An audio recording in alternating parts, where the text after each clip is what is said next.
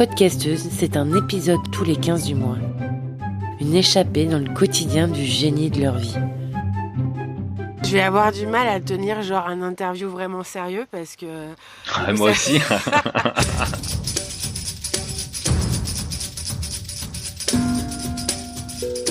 Pour cet épisode, nous partons en Afrique centrale pour rencontrer Yann. Nous avons fait en partie les mêmes études, mais je ne l'ai pas vu depuis plus de 10 ans. Pour cause, Yann est un véritable scientifique baroudeur.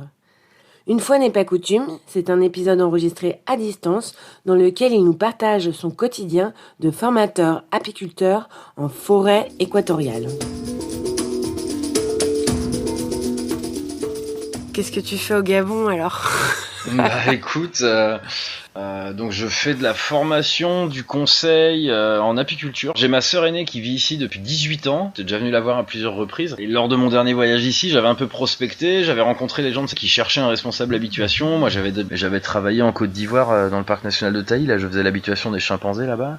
Et après, je suis parti sur l'île de Bornéo en Indonésie. Là, je suis resté un moment. C'était pour un projet scientifique où j'étudiais le cri des mâles orang-outans là en forêt. Donc mon CV était assez sexy pour eux. Là, il fallait faire les gorilles. Moi, ça m'intéressait d'accrocher cette troisième grande espèce de grand singe à mon tableau de chasse. Et à côté de ça, il y avait aussi un projet apiculture. Donc j'allais avec les pisteurs suivre les gorilles toute la journée pour les habituer à la présence de l'homme dans le but d'emmener les touristes voir les groupes de gorilles. Et à côté de ça, j'avais aussi la deuxième casquette apiculture. Et donc il y avait des ruches, il y avait un projet qui était à l'abandon, il fallait le remettre sur pied. Donc voilà, j'ai un peu bossé là-dessus. Et donc j'ai démissionné, mais il y avait une demande très forte parce que l'apiculture n'existe pas ici au Gabon. Les gens font la cueillette du miel sauvage, c'est-à-dire qu'ils vont en forêt, ils trouvent un arbre avec des abeilles dedans, ils prennent la tronçonneuse, ils abattent l'arbre, ils mettent le feu pour tuer les abeilles, ils prennent le miel, ils prennent les œufs des abeilles, ils prennent tout, ils pressent, ils mettent dans une bouteille et ils vendent ça miel quoi. Et voilà, moi je m'étais rendu compte qu'il y avait une demande énorme et plein de gens me sollicitaient pour monter des projets d'apiculture ici. Il n'y avait pas de formateur en apiculture dans le pays, donc c'est là où j'ai monté Apiculture Service Gabon et depuis je croule sous la demande. T'as appris comment l'apiculture ? J'avais déjà des bonnes connaissances de base. C'est vraiment un super organisme, une colonie d'abeilles, et c'est assez fabuleux de les voir travailler, et en particulier en milieu tropical ou équatorial. Puis il a fallu un peu réapprendre l'apiculture parce que si tu veux le Apis mellifera, là, l'abeille qu'on trouve en Europe, elle a été domestiquée pendant des siècles et des siècles, elle a été sélectionnée génétiquement. C'est une abeille qui a été créée un peu pour servir l'homme pour produire du miel. Ici en Afrique, c'est pas la même espèce d'abeille, c'est Apis mellifera donsoni. C'est une abeille qui est sauvage, elle a jamais été domestiquée. Donc il a fallu un peu revoir ma technique, parce que j'avais une approche très européenne. Et d'abord il a fallu connaître l'abeille locale, apprendre à la domestiquer, trouver les bonnes ruches qu'il fallait pour faire de la production, parce que c'est pas les mêmes ruches qu'en Europe. Moi j'ai un regard assez critique sur l'apiculture en Europe. On a vraiment poussé l'abeille dans son extrême. Colonie d'abeilles, une ruche c'est devenu une usine à miel. Moi j'ai une méthode un peu cool, quoi. J'essaie de respecter les cycles biologiques, je ne nourris pas les abeilles, je coupe pas les ailes des reines. Tant de choses qui se font en France, moi je fais pas ici. J'essaie de vraiment respecter le cycle naturel. Voilà, il a fallu faire pas mal de tests. Donc pendant un an, j'ai essayé plein de choses, des modèles de ruches, des techniques d'élevage. Donc je faisais un peu mon truc dans mon coin, et puis un jour, ça a commencé à prendre de l'ampleur, 2 projets, 3 projets, et des gros projets avec le WWF notamment, avec la Banque mondiale, avec des financements Union européenne, choses comme ça. Et là, il fallait un peu de documents, donc c'est là où j'ai créé l'entreprise, avec des statuts bien comme il faut. Le Gabon, c'est un pays qui fait la moitié de la taille de la moitié de la France, et il y a que 2 millions d'habitants. Et le pays, il est couvert à 90% de forêt. Les routes pour aller d'une ville à l'autre sont minables. La protection de l'environnement et la conservation sont vraiment très développées ici. C'est un des pays un peu pionniers en Afrique. Et il y a pas mal de parcs nationaux et il y a une population d'éléphants qui est assez énorme. Alors c'est top, mais en même temps ça pose un énorme problème, c'est que les éléphants rentrent dans les plantations des gens, ils mangent les bananes, le manioc, ils cassent tout quoi. Faut savoir que malheureusement l'agriculture elle existe quasiment pas au Gabon. Tous les produits qu'on consomme ils sont importés et majoritairement de France, aussi écœurant que ce soit, mais c'est comme ça. Il y a un peu d'agriculture villageoise, les gens ont des plantations dans les villages, donc c'est aussi un des intérêts de l'apiculture, c'est en élevant des abeilles on peut faire du miel. Ça rapporte un peu d'argent aux gens et en plus les abeilles repoussent les éléphants. Les éléphants ont peur des abeilles. Et donc en mettant des ruches autour des plantations, les éléphants ils se font piquer 1 fois, 2 fois et après ils viennent plus, ils reconnaissent même le bruit de l'abeille, ils font demi-tour. Ah ouais, les abeilles arrivent à piquer la grosse peau des éléphants quoi. Alors elles piquent pas n'importe où, les coquines elles sont très malines, elles piquent au niveau de la trompe qui est l'organe de l'odorat de l'éléphant. Donc quand on se fait piquer par une abeille, on sent que ça chauffe, ça gonfle. Donc lui c'est pareil, il perd l'odorat. Et elle pique également aux oreilles. La peau des oreilles est très fine. Et dans le coup, ça lui permet de réguler la température de son corps. Donc pareil, si les oreilles sont piquées, il va faire de la fièvre. Et elle pique enfin à l'anus, là où la peau est fine, là aussi. Donc voilà, les gars se font avoir une fois, 2 fois, et après, rien que le bruit des abeilles, ils font demi-tour. Mais les éléphants, en termes d'effectifs, ça représente combien d'animaux au Gabon? Ouais, il y a pas mal de chiffres qui circulent. Ils estiment de 80 à 200 000 individus. En tout cas, le Gabon reste le dernier bastion en Afrique centrale. Il y a plein de zones du pays qui sont parfaitement impénétrables. Donc faire des inventaires précis, c'est très difficile. Quand tu m'en avais parlé l'autre fois, j'avais fait un comparatif avec les sangliers, mais j'ai pas du tout l'impression que ce soit la même problématique.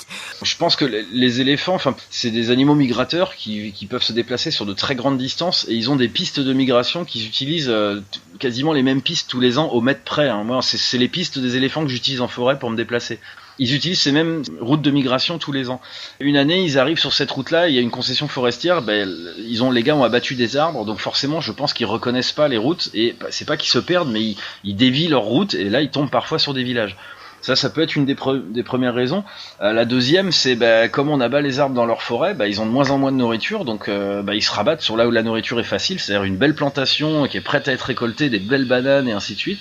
Plutôt qu'aller marcher des kilomètres pour aller trouver de l'endoc, les mangues sauvages ou des choses comme ça, ils se rabattent sur la plantation du village et ils font vraiment des dégâts très costauds, quoi. Il y a d'autres solutions qui existent, ils ont essayé plein de choses. Les éléphants, c'est des animaux qui sont vraiment très très très intelligents et ils trouvent des combines, ils s'adaptent. Ouais. Donc je reste convaincu que ces animaux, même avec les abeilles, ils vont trouver une parade, ils iront se rouler dans la boue avant d'aller près des ruches, ils vont trouver une combine, c'est une question de temps. Donc je pense qu'il faut coupler un peu les méthodes, et c'est un projet que j'ai en cours là, pour essayer de vraiment protéger. C'est impressionnant ici, même à moins de 10 km de Libreville, là tu traverses la rivière le Como, là, de l'autre côté de l'estuaire, les éléphants le soir ils viennent se frotter le dos le long de ta case, où tu les entends boire là où tu récupères l'eau de pluie pour prendre ta douche. Ils sont à deux, ils te vident ton fût de 300 litres en 5 minutes, c'est assez impressionnant, quoi. Et t'as jamais eu d'accident grave? Moi, je me fais charger régulièrement avec mon métier. Je suis souvent en forêt. Il y a pas plus tard qu'il y a 15 jours, là, je me suis embourbé. J'ai dû laisser le quad sur place et j'ai fini à pied. J'ai réussi à aller libérer mes abeilles et ça sent d'un seul coup très très fort l'éléphant. Et le temps que je cogite et que je commence à faire silence pour voir dans quelle direction il était, lui m'avait déjà vu et il a commencé à me foncer dessus. Donc ouais, non, c'est super dangereux. Il y a régulièrement des morts ici, soit des chasseurs, soit des mamans qui vont aux plantations, qui tombent nez à nez avec les éléphants et qui se font charger, et si tu cours pas assez vite pour aller te mettre derrière un arbre, ouais, ils te tuent, quoi. Les gorilles aussi, je me suis fait charger plusieurs fois, les buffles aussi parfois. Si tu montres à l'animal que t'es pas une menace, assez rapidement ils évitent le contact physique parce que ça peut leur coûter la vie. Notamment avec les gorilles, c'est exactement ça, c'est clairement tu te soumets, hein. Tu baisses les yeux, tu te mets accroupi au sol et tu pries pour qu'ils viennent pas au contact physique. Mais souvent il te charge, mais il va s'arrêter à 2-3 mètres. C'est ce qu'on appelle du display, en fait. Il veut te faire peur, il veut te montrer que c'est lui le patron. Mais je te promets que quand il approche, rapidement c'est lui le patron. Tu baisses les yeux, faut surtout pas te barrer en courant.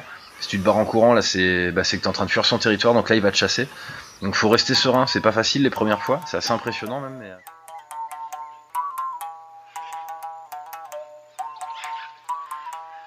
T'es devenu un vrai éthologue alors? Ouais, c'est sûr. Ouais. Après, j'avais pas mal baroudé et travaillé dans pas mal de forêts dans des pays différents, donc je vais pas dire j'avais roulé ma bosse, hein, on continue d'apprendre. Mais ouais, moi j'aime ça, j'aime aller me perdre dans des villages au milieu de nulle part, ça me plaît. Avec les communautés aussi, parce qu'il y a le côté nature forcément qui est superbe, les animaux, les paysages, mais il y a le côté humain aussi qui est génial. Là, j'ai la chance de travailler avec une communauté pygmée qu'on appelle les Babongos, là, qui sont dans le sud du pays, du côté de Mbigou. Et voilà, c'est des aventures un peu formidables, quoi. Comment ils vivent en forêt, tout ça, moi ça m'éclate, quoi.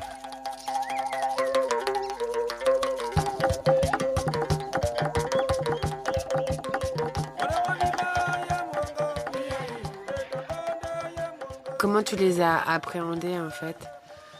C'est un projet qui a été mis en place par la Direction Générale de l'Environnement et de Protection de la Nature, donc ici au Gabon. Et c'était un financement de la Banque mondiale, et en fait ils avaient monté un projet agricole principalement, et dans ce projet ils avaient l'obligation d'impliquer les communautés autochtones. donc ce qu'on appelle les pygmées vulgairement. Moi, quand on m'a proposé ce projet, donc voilà, écoute, c'est des gens qui font de la cueillette du miel, il faut leur apprendre à faire le miel. J'ai dit, je veux bien aller les rencontrer, c'est de voir avec eux, mais voilà, je suis blanc, ça va pas être facile, tout ça. Et en fait, on a fait plusieurs missions, j'ai passé un peu de temps avec eux, donc forcément au début, il y avait une grande barrière qui s'était mise. Et puis petit à petit, ça s'est fait, le projet a démarré, il a fallu 7 ou 8 missions avant qu'on tisse des liens, et aujourd'hui c'est des amis. Ça fait plus de 2 ans maintenant que je travaille avec eux, j'ai été invité dans leur village traditionnel en forêt pour la première fois il y a 1 mois et demi de ça. Donc maintenant je fais partie un peu, comme ils disent, tu es la famille. Donc ça c'est vrai que c'est cool. Mais ça a pris beaucoup de temps.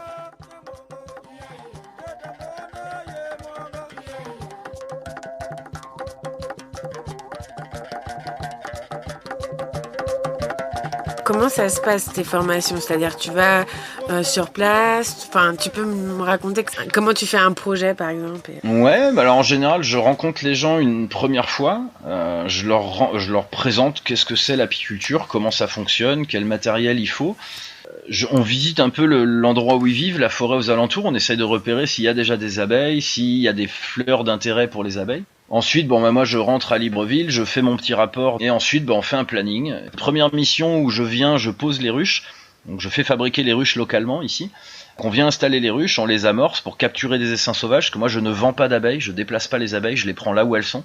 Elles sont très adaptées à leur environnement et donc je veux pas les déplacer, je veux pas déplacer d'abeilles à l'intérieur du pays, je les prends vraiment là où je les trouve. Et donc voilà, on pose nos ruches, les abeilles s'installent dedans, et une fois qu'elles sont installées, je reviens avec une deuxième mission avec les équipements de protection, les combinaisons, les gants. Je forme les gens à les utiliser, comment s'habiller en sécurité, comment utiliser un enfumoir, et puis comment approcher une ruche. Puis après, qu'est-ce qu'on fait quand on ouvre une ruche, qu'est-ce qu'on regarde, les œufs des abeilles, est-ce qu'il y a du miel, est-ce qu'il y a du pollen, est-ce qu'il y a du nectar, est-ce qu'on voit la reine. Et je les accompagne comme ça 4, 5, 6 missions jusqu'à la récolte de miel.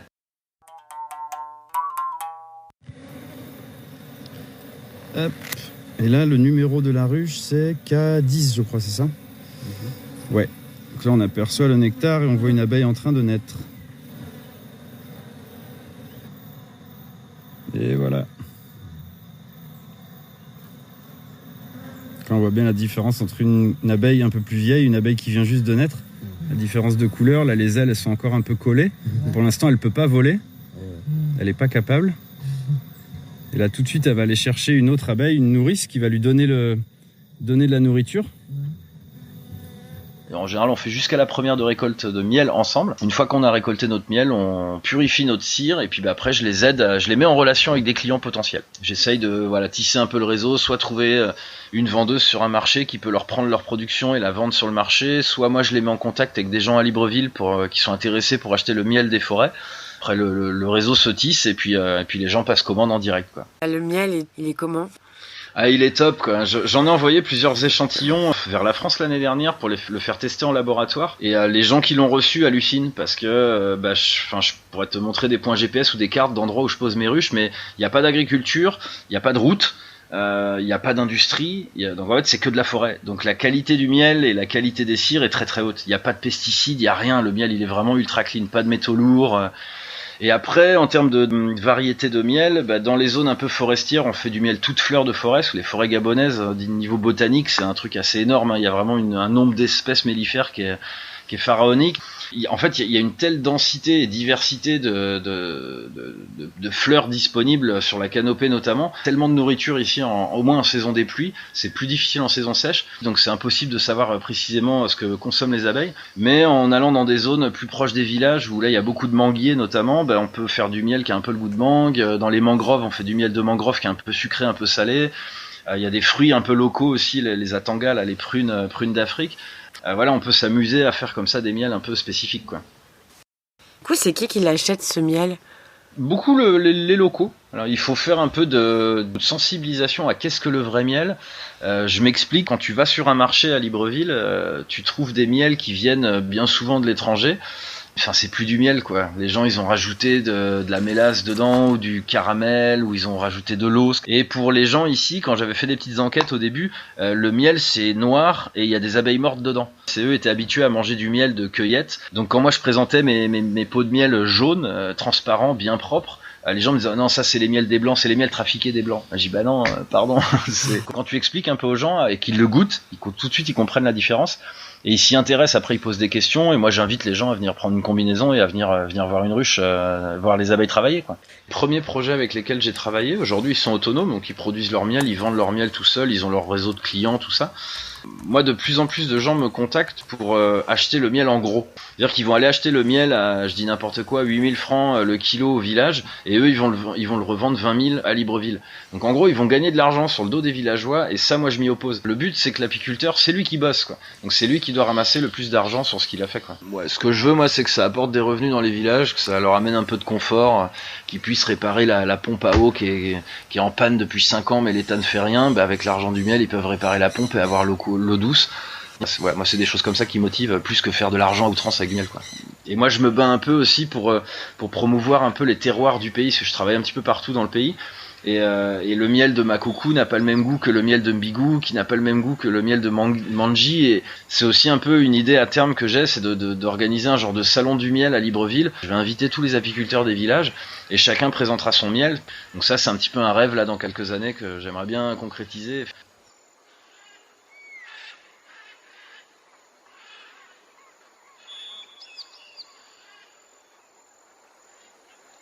Et il n'y a pas du tout le frelon asiatique? Il n'existe pas ici. Les abeilles ont des prédateurs aussi, mais pas les mêmes qu'en Europe, ouais. Non, nous, nos ennemis principaux, je dirais, c'est les fourmis et les termites. Les termites qui nous bouffent les ruches et les fourmis qui montent dans les ruches en grand nombre et qui chassent les abeilles pour manger le miel, quoi. Chimpanzés pas mal aussi, ouais. Qui viennent en fourbe par l'arrière de la ruche et qui rentrent une brindille de bois à l'entrée pour piquer à travers et sucer le miel, quoi. C'est que ça m'a l'air quand même beaucoup plus préservé que chez nous, évidemment. Ah ouais, c'est clair. Ouais, j'espère que ça le restera, quoi. Quand même une exploitation forestière, alors qui se veut raisonnée, durable, tout ce que tu veux sur le papier, c'est super beau. Moi, quand je bosse en forêt, j'entends régulièrement des tronçonneuses, et c'est pas le papa du coin qui abat un bois pour faire une maison, quoi. Franchement, c'est un pays qui est tout petit, qui est géographiquement super bien placé. C'est vraiment sur la façade atlantique, pile poil au niveau de l'équateur. Il y a des ressources en bois, en pétrole, en manganèse, en uranium. Il y a de l'or, il y a du bois, donc à plus savoir qu'en faire. Elles sont exploitées. Merci la France. Là-dessus, je tirerai pas mon chapeau. Mais c'est très très mal géré, c'est très très corrompu. Il y a un énorme gaspillage d'argent public. C'est la corruption en fait, quoi. Et le mangement, comme on appelle ça ici.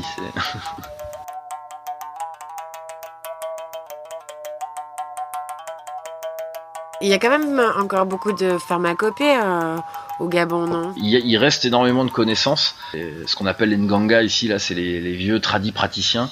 Donc les vieux papas qui vont en forêt chercher des écorces, des racines, des feuilles. Et en fonction de tes symptômes, ils vont te faire les décoctions pour te soigner. Ça existe et ça fonctionne très bien, mais malheureusement c'est en train de se perdre, parce que le savoir n'est pas transmis, parce que les jeunes ça les intéresse pas, eux, ce qu'ils veulent c'est avoir un iPhone et être en ville. À cause des éléphants, il y a plein de raisons, mais il y a un exode rural qui est très fort. En fait les villages ici sont en train de littéralement se vider. Tout le monde rêve de venir en ville, sauf que en ville il n'y a pas vraiment du travail.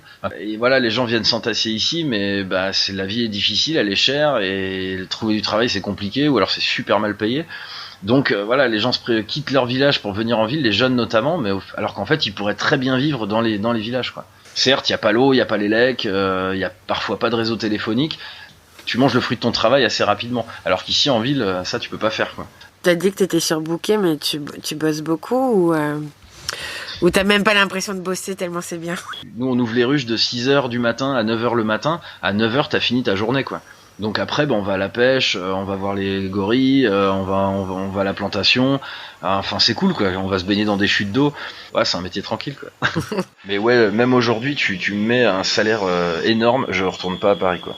Je vis très simplement, mais j'ai la mer à 300 mètres de chez moi, il y a la forêt à quelques kilomètres. Je voyage beaucoup à l'intérieur du pays, donc je vois plein de paysages grandioses. Il fait chaud toute l'année. Quand je suis dans les périodes de montage de projet, c'est la période un peu chiante parce que il faut envoyer plein de mails, passer toute la journée au téléphone ou dans les administrations où là tu passes des journées entières. Moi, la partie où je m'éclate vraiment, c'est d'aller sur le terrain, quoi, d'aller former les gens. Et rapidement, je transmets mon virus. En fait, les gens deviennent passionnés. Des vieux qui avaient peur des abeilles deviennent d'excellents apiculteurs. Des femmes aussi également là qui sont très très dynamiques sur les projets. et qui prennent le truc à bras le cœur et qui deviennent d'excellentes apicultrices.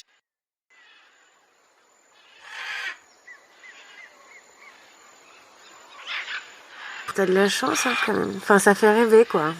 Il y a des jours en forêt, c'est pas le paradis, hein, loin de là, hein, c'est plutôt l'enfer. Tu travailles sous la pluie, tu te fais défoncer par les moustiques, les sangsues, les tiques. C'est clair, on voit des beaux animaux et tout, c'est chouette, mais il y a des journées, franchement, t'en as plein les bottes. Hein. Par contre, c'est vrai qu'il y a des... Tu vois, l'autre jour, j'étais à bosser dans un lodge, là, magnifique. Voilà, tu vois, je bosse la journée avec mes abeilles, et le soir, je vais me promener sur la plage, mater les tortues. Il y a des tortues en train de pondre. La vie ici, elle est... T'as les gros animaux, t'as les petits, enfin voilà, même des fois on s'extasie avec les enfants là sur un insecte bizarre qui vient se poser sur la terrasse, qui a une gueule pas possible, qui fait la taille de mon poing. C'est vrai que non, c'est cool. Enfin, pour quelqu'un qui aime la nature, c'est des endroits vraiment sympas, quoi. Bon, merci beaucoup, Yann. Bah, je t'en prie, Delphine. Et bon courage dans ta mission. Tranquille. Tranquille. Ouais, je suis serein. T'es serein. Ça marche. Ça fait 2 mois que nous avons installé les ruches. Voici, je suis en train déjà de sucer le miel. C'est très délicieux. Vraiment. Il est tellement délicieux qu'on ne peut pas s'en passer de cela.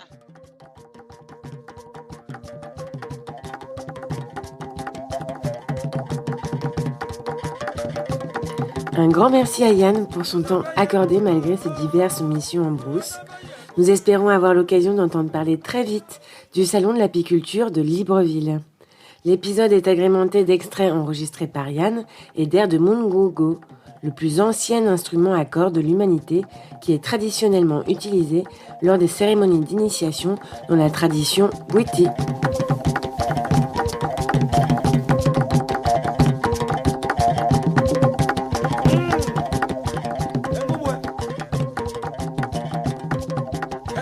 Et nous, on se retrouve le mois prochain pour un nouvel épisode.